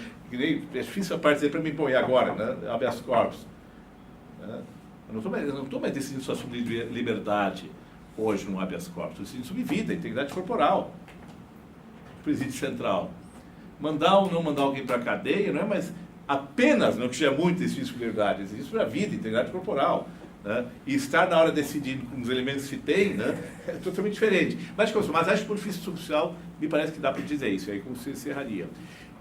Uma diretriz, no que é regra fechada, importante que alguns debates e que me parece no controle das cláusulas pétreas, dos limites da reforma constitucional, é muito mais importante, por causa justamente que elas limitam muito mais a democracia, né?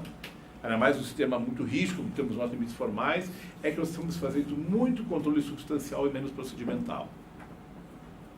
Por exemplo, posso estar enganado, né? Mas existem alguns casos onde se fez vários ajustes ao longo do processo de reforma constitucional e houve decisão dizendo que isso não violou os limites formais. Ou seja, a regra aí é clara, né? Não pode um projeto de emenda constitucional, né, ser modificado na segunda etapa sem voltar novamente, né, para depois seguir. Isso por casa, né, e por turno. É isso. Observar. Isso é regra, isso é princípio. Isso é regra, não é princípio. É regra. Ora, não são alguns casos em que, e desculpe assim, e aí eu sou crítico, né, até porque eu não tenho como recuperar todos os detalhes do caso, portanto também há casos que isso pode ser admissível, outros acham que poderiam ser discutidos, né, e a gente permite, né, a discussão, por isso também é bom estar aqui, em que houve mudanças que, assim, e a categoria assim, quando as mudanças são cosméticas, são pequenos ajustes, não haveria fraude ao processo. Mas o que é cosmético e não é, minha gente? Veja a reforma do Poder Judiciário. Mexeram dezenas de dispositivos ao longo do processo, nunca se voltou. Tá? A reforma previdenciária, a reforma administrativa, houve várias reformas, se mexeu várias vezes em vários dispositivos. Né? E o que se fez? Vamos discutir cláusulas pétreas. Mas não vamos discutir o que vem antes. É a isonomia, a garantia do devido processo legislativo constitucional. E é aqui que a intervenção nas cláusulas, nos limites formais tem que ser máxima. Eu garanto as regras do jogo e que garanto que o poder constituído, Congresso, por maioria qualificadíssima, né, possa então realmente decidir sobre coisas relevantes e até mesmo a gente alterar a Constituição, claro, preservando-se a essência, né, não se permitindo a desnaturação, né, do princípio, que é o correto, é isso que então, o guardião tem, a da identidade constitucional, aí o controle material é inevitável, né, ele é cogente, é uma obrigação, o Poder Judiciário fazer o controle aqui, porque a Constituição o diz, a Constituição de poderoso, como disse o amigo Carlos Brito, né, mas antes veio o controle procedimental. Eu não sou procedimentalista, tem que substituir, não, é só procedimental e só mínimo, não, isso estou dizendo. Estou dizendo que, antes de mais nada, antes de brigar pela substância, se o princípio está melhor ou não, temos que garantir rigorosamente, sem concessão para cosmético ou não cosmético, né? Porque o cosmético, minha gente, né, pode ser uma encravada, né? Pode ser, afinal, só cortamos o dedo fora, né? Estamos substituindo por uma prótesezinha, né? É uma cirurgia plástica que só mexeu aqui um pouquinho na minha sobrancelha, né? Jamais me tornaria mais bonito do que eu sou, mas de qualquer forma assim. Mas eu estou dizendo, isso no meu sentido não pode. Né? Acho que nós temos feito pouco controle, ou menos do que poderíamos fazer. E até com a melhor das intenções de não engessar completamente, não, mas aí é a regra. Acho que esse controle procedimental, ainda mais envolvendo reforma constitucional, tem que ser máximo, sem concessão a cosméticos. Né? O controle substancial tem que ocorrer, mas se esse procedimental fosse rigoroso, sequer se formariam, às vezes, maiorias para passar o que principalmente não passaria. Porque esses cosméticos depois vão mudar o resultado final, às vezes, substancialmente. E eu tenho que brigar pelo material. E aí a âmbito de discussão, de liberdade natural, o princípio sobre a semântica passa a ser maior. Né? Então, assim, é só uma colocação mínima, singela, né? De quase semi-analfabeta, né? Mas acho que ela é importante nesse contexto. Né? Desculpe até, me alonguei pouco, mas é que Eu não vou é tão tentar simples ser assim. rápido para que outras pessoas... Olha, quando eu digo que há duas instâncias políticas, há dois poderes que são políticos. Primeiro, são vinculados a partidos políticos, são eleitos por um processo eleitoral. É um processo eleitoral típico, de disputa de cargo no âmbito da preferência do eleitor. O judiciário, não. O judiciário é apolítico, é mais nesse sentido. E também porque o judiciário decide, não por critérios de conveniência e de oportunidade, que são os juízes definidores da atuação política. O judiciário decide tecnicamente, fundamentadamente, à base de argumentos, à base de juízos, não argumentativos, mas fundamentativos, propriamente ditos, o judiciário. Agora, é preciso entender que esse protagonismo do judiciário decorre de uma ambiência até planetária, em que se dá tanto a constitucionalização de todo o direito, isso é no mundo todo. A Constituição hoje é repensada, é reanalisada como, de fato, a norma fundamental de todo e qualquer sistema jurídico de um povo soberano. Basta lembrar que a Constituição é tão única que não tem número. Vocês já notaram isso, né? Todos os diplomas normativos têm número. Por que a Constituição não tem número? Porque ela é igual a cada um de nós, ela é número único. É a carta mãe do ordenamento, porque gesta, pare o ordenamento e pare o Estado. Ela é mãe do Estado, mãe do ordenamento. Mas é uma mãe que mantém o Estado e o ordenamento, o Estado subjetivamente, o ordenamento objetivamente. Mantém um e outro sob controle. É uma mãe que não emancipa o filho, nem o filho de nome Estado, nem o filho de nome ordenamento jurídico, ordem jurídica. A Constituição mantém os dois, de certa forma, sob controle. Daí as cláusulas pétreas. As cláusulas pétreas, por definição, elas são garantia do avanço. Garantia do avanço obtido pela Constituição. E a Constituição diz, abre mão desse avanço, eu prefiro sucumbir, que se convoque uma nova Assembleia Nacional Constituinte. Claro que a Constituição não vai dispor sobre os seus próprios funerais. Não vai, ela não tem nenhum dispositivo de convocação de Assembleia Nacional Constituinte. Mas faz das cláusulas pétreas esse núcleo irredutível da sua própria identidade material.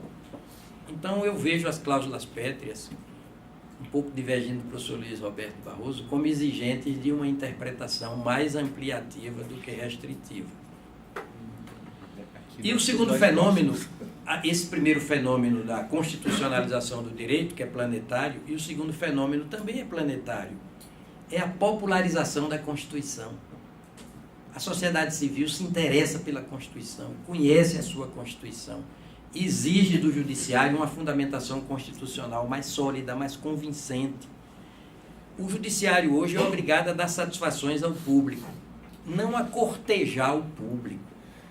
Dar satisfações com uma decisão bem fundamentada e com postura de cada ministro do Supremo, por exemplo, para facilitar de absoluta isenção, de independência, não é? De atualidade cognitiva, de altaneria. Então, isso é um judiciário que se impõe ao respeito. Ele não precisa impor respeito.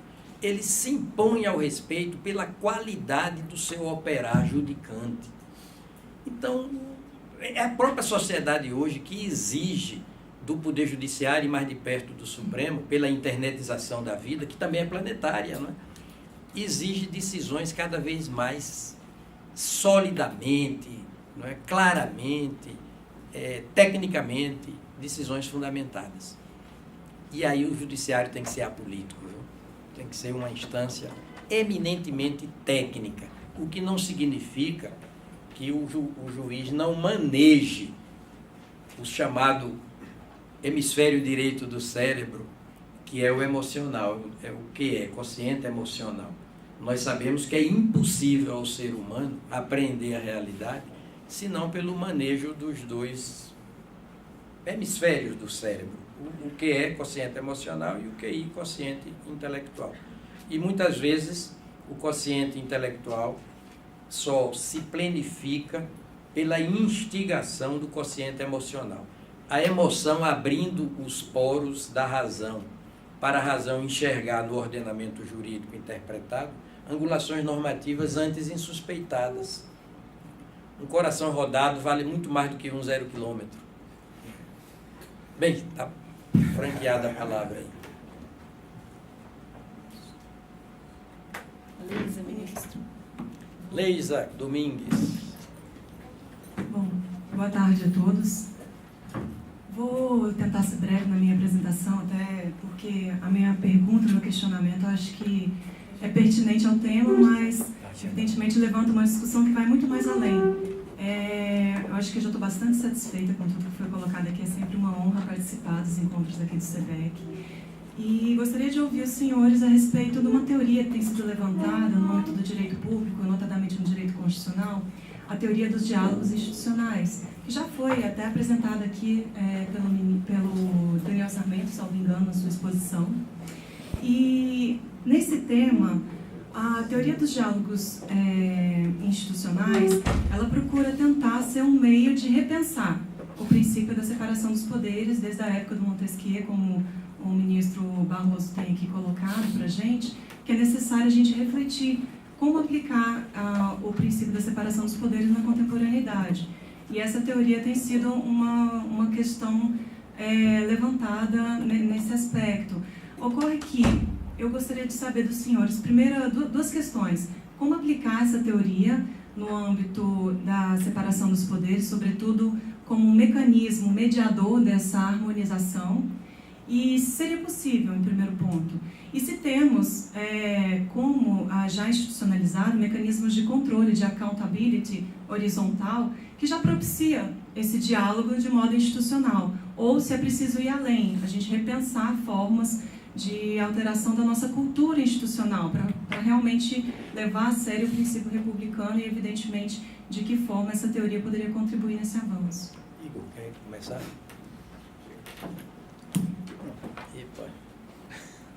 Mas funciona, não? Funciona. O núcleo essencial ficou, né? É o cosmético. Qual sorte é Leisa, não? Bom, a pergunta é excelente, um tema realmente atual e já tem se tratado por muitos colegas brasileiros, enfim, em diversos ambientes, né? E fora também, teoria das instituições, claro, pode ser uma teoria autônoma, mas também nesse contexto das relações entre os diversos poderes, agentes estatais, especialmente no caso do Poder Judiciário. Eu não sou avesso a essa teoria, nem teria como ser, nem poderia ser, né? Você também negar a realidade, que já existe, mas a gente pode se conformar de uma outra forma, né? E ser mais ou menos efetivo, né? Conforme até as peculiaridades do desenho institucional e constitucional. Também o quanto um diálogo institucional pode ser produtivo, né? E inclusive é necessário, ou até mesmo não deve ocorrer, né? Também em alguns momentos, né? Também depende do desenho institucional, constitucional, político de cada país, né? Em alguns há mais espaço, eles já são mais afeitos a isso, eles já são mais propensos a permitir esse tipo de diálogo, outros menos, né? Às vezes tem que isso ser criado, instituído, né? Enfim, tem muita coisa a dizer sobre, mas de qualquer sorte, o diálogo institucional ele tem limites, né? É que nem a discussão de que o judiciário não poderia ingressar na discussão técnica, nos novas, não, aqui não pode ingressar na política, né? Bom, o judiciário não podia julgar nos médicos, podia julgar médico, já não podia julgar engenheiro, podia julgar psicólogo, não pode julgar ninguém, né? Na verdade, todos se acham que o judiciário tem competência técnica para julgá-los, né? Todos acham que se um perito disser que o sujeito que a barragem, né, a origem não foi isso, ou do que caiu o avião foi aquilo, né, o juiz é obrigado a seguir aquilo, se a psicóloga não... Né, então, já está... Então, assim, nós sabemos dessa discussão, todos sabemos que isso não é o papel do projeto, nunca vai ser nessa perspectiva. Então, claro que um diálogo institucional, ele pode ser, evidentemente, vertical, né, intra-instituição, de diversas formas, e pode ser, obviamente, horizontal, como se dissesse, né? Isso, claro, são dois exemplos. Acho que os dois são necessários, né? Um sem o outro não tem os resultados necessários, porque isso, por exemplo, dentro do Poder Judiciário, dentro do Legislativo, dentro do Executivo, dentro do Ministério Público, né? Não houver estruturas organizacionais processuais que dialoguem entre si e propiciam dentro dessa estrutura que é verticalizada, né? Também esse diálogo entre as instituições, também ele não se torna produtivo. Então, acho que são esses dois eixos que ele tem que funcionar. Nós temos experiência, sim. E acho que já algumas experiências inclusive que têm esse resultado, no ponto de vista ideal, né, muito positivas, muito produtivas, né? No campo da saúde, tá? No campo da saúde nós sabemos que o CNJ, o Conselho Superior Público, né, já tem uma normativa até antiga, né, e até várias normativas e decisões sobre isso, né? Inclusive já dos conselhos, né, de saúde, que inclusive envolvem o Ministério Público, envolvem o Programa do Estado, envolve a Defensoria Pública, envolve o Judiciário Estadual, e assim por diante, tem sido, em muitos casos, muito operativos. Eu posso falar da experiência do Rio Grande do Sul, né, onde tem um contato mais direto também, né, onde nós temos um manual de procedimento, de orientação, né, a todos os agentes, né, inclusive aos juízes, né, de como proceder com as demandas para minimizar, racionalizar as demandas, inclusive evitar que se vá a juízo, né, o sistema de entrar em contato direto, o juiz entra em contato direto com a central, né, para saber se existe ou não existe. Quer dizer, mil coisas que já funcionam, né, de evitar desperdício de medicamentos, enfim, quer dizer, há iniciativas assim, que agora vou entrar no detalhe, em vários setores, infância e juventude, do ponto de vista carcerário. Nós temos lá um comitê internacional carcerário que, infelizmente, de longe está conseguindo fazer o que se conseguiria fazer, mas alguma coisa já fez, né? Se reduziu, por exemplo, de um ano para outro, mais de 70 óbitos em média por ano, né? Não por doenças, também às vezes podem ser induzidos, mas violentos, do presídio central para 2, 3, né? Uma medida simples, simplesmente se obrigar a notificar o juiz de plantão imediatamente com um óbito, para que imediatamente então se pudesse mandar alguém, autoridade policial externa e alguém do judiciário lá verificar o que estava acontecendo. Tinha que abrir logo, né? Então assim, só essa medida tão singela, né, reduziu em mais 90% ao ano, né, o de óbitos, a violência no presídio, só no presídio central, né? Então, assim, a atividade sempre existe, mediação, estruturas de mediação, então, acho que existem vários instrumentos, e que são, na verdade, formas de diálogo institucional, né? O que, evidentemente, me parece o limite, né, onde isso acaba impactando a necessidade de cada poder exercer o seu mistério, né? Ele não pode ser refém do diálogo da consulta, mas isso me parece evidente. Então, e vou dizer, isso nós estamos criando, estamos montando em diversas estruturas, de diversas formas, né? O que eu acho que falta, não só nisso, em vários anos, é mais integração, tá? Isso só consegue funcionar quando houver mais integração em nível nacional, e em nível intraestadual. Porque muitos desses temas, né, são temas que se discute em nível dos Estados de Federação, se discute em nível de STJ, nível de Supremo, e, na verdade, às vezes a falta de diálogo, né, entre os diálogos, né, me parece ter sido um dos fatores que mais tem impedido que isso realmente seja algo que funcione, né, como poderia funcionar. Mas isso também são engenharias institucionais, isso alguém tem que criar, tem que se investir nisso, né? Aquele absurdo que nós temos no Rio Grande do Sul, que a Justiça Federal tem um sistema informático e de acesso, o Judiciário Estatal tem outro horrível, que é o TEMES, né? Que eu não vou ver a mudança dele, né? Cada tribunal tem um sistema, né? O advogado, então, está um refém disso, né? Eu, como tribunal, quero acessar informações para verificar se eu dono de um habeas corpus, a sustentação oral diz, o réu é de Santa Catarina, eu não tenho nunca acessar em Santa Catarina as informações para os antecedentes, né? Nem do estado vizinho, né? Essas coisas assim, é claro que são teorias que dependem de investimento, né? E às vezes financeiro, né? Assim, eu acho que sim, é uma teoria importante, acho que em alguns casos ela é manejada de uma forma idealística e retórica, né? Diálogo institucional, que bacana, não pode, né? Acho que a análise econômica do direito, inclusive, tem um papel importante até mesmo em aqui definir que tipo de diálogo, tipo de estrutura de diálogo, né? Pode funcionar melhor em que lugar. Acho que ainda falta um pouco mais, pelo menos aqui, atrelar a análise econômica do direito a isso, ao diálogo institucional, né? Acho que uma outra vertente que pode ser melhor desenvolvida, juntar as duas teorias, né? Enfim, né? Eu não sou expert nisso, mas eu tenho assim, acho que sou otimista. Praticamente nada a acrescentar. Eu acho que esse tema dos diálogos institucionais se insere no âmbito que se poderia chamar de administração racional da justiça. E a própria Constituição obriga esse diálogo, por exemplo, em matéria do orçamento. O orçamento do Poder Judiciário é entregue ao Poder Executivo para consolidação. A Polícia Judiciária, né, trabalha cumprindo ordens e decisões, mandados judiciais. A política penitenciária, há varas de execução penitenciária. Os diálogos vão se instituindo naturalmente, pela convergência de funções.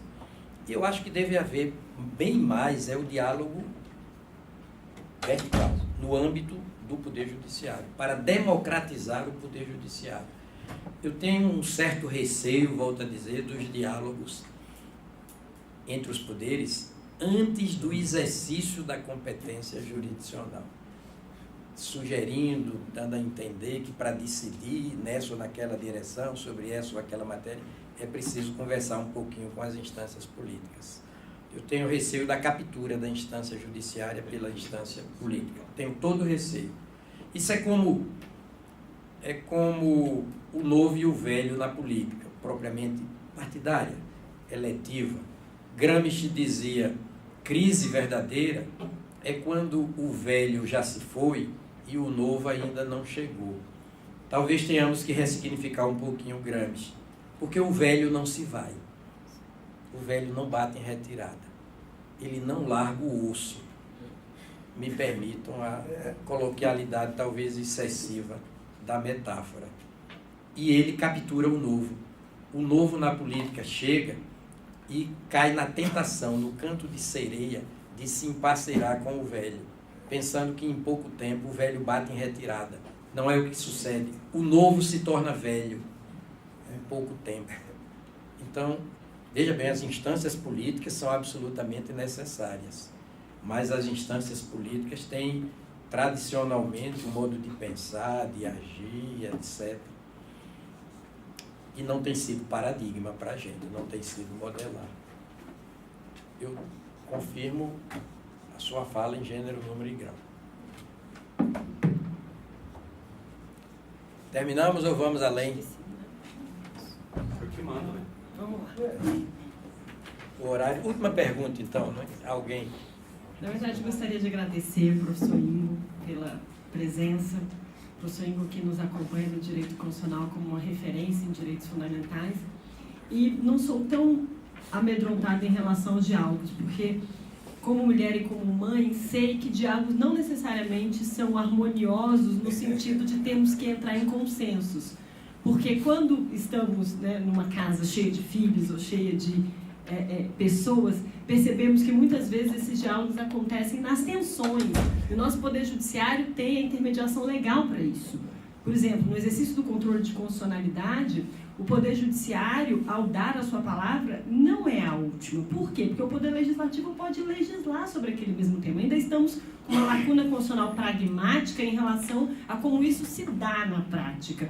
Mas será que, após o exercício desse poder, que é uma exceção de exercer o poder constituinte derivado e o Poder Judiciário controlar, o povo não poderia novamente exercer esse poder constituinte derivado, né? Já que o efeito vinculante não serve ao Poder Executivo? O que se daria a isso? Não necessariamente é uma harmonia, mas é um exercício de... Uma dinâmica que se coloca, e eu sempre falo, como é que estão as coisas, né? No Supremo Tribunal Federal a gente fala, está tudo uma sempre santa confusão. Nunca há um momento de pacificação ou de diálogos harmoniosos, mas sim de provocações recíprocas, que estão dentro daquilo que eu imagino que seja o ativismo constitucional, né? Que é essa proatividade exercida pelos poderes, e cada um vai ocupando seus espaços sem vácuo. Então, é algo mais forte, mais dinâmico, que eu acho que as gerações futuras vão conseguir lidar melhor do que as nossas gerações. Né? A geração do senhor, a minha geração, nós somos mais lentos e um pouco mais amedrontados com essa dinâmica que é muito acelerada e muito fora do nosso âmbito de controle. Ela acontece, a vida é real e acontece se harmonizando na santa confusão. Professor, vou passar a palavra para o senhor encerrar, se despedir. Eu apenas diria que, de fato, quando o Poder Judiciário se pronuncia sobre a inconstitucionalidade de uma lei, por exemplo, o Legislativo pode retomar a matéria e, por meio de emenda, validar o que se continha na lei, afinal julgada inconstitucional pelo Supremo. Mas ainda assim volta para o Supremo.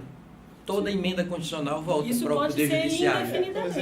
Mas esse é o da vaquejada, né? O da vaquejada está aí. Bem tarioso, mas ainda assim, bem diretamente aplicado. Tudo volta, né? Para o Poder Judiciário. Professor, as suas despedidas. Gente, despedir é fácil, dizer tchau, né? É só agradecer mais uma vez pelo oportunidade de participar desse realmente muito gratificante momento, né? E também você se aprende, conhece pessoas, também rever pessoas magníficas, né? Que a gente também já conhece há muito tempo e realmente só posso me sentir gratificado poder participar quando realmente convidado, mesmo que eu estiver aqui presente, talvez um pouco mais agora, com um pouco mais de liberdade nos próximos tempos, né? Aqui dessas reuniões. Então, eu só posso agradecer a todos, né? E volto para o Rio Grande do Sul mais uma vez enriquecido, né, daqui a uns dias. Né? Deixou aqui muitas lições.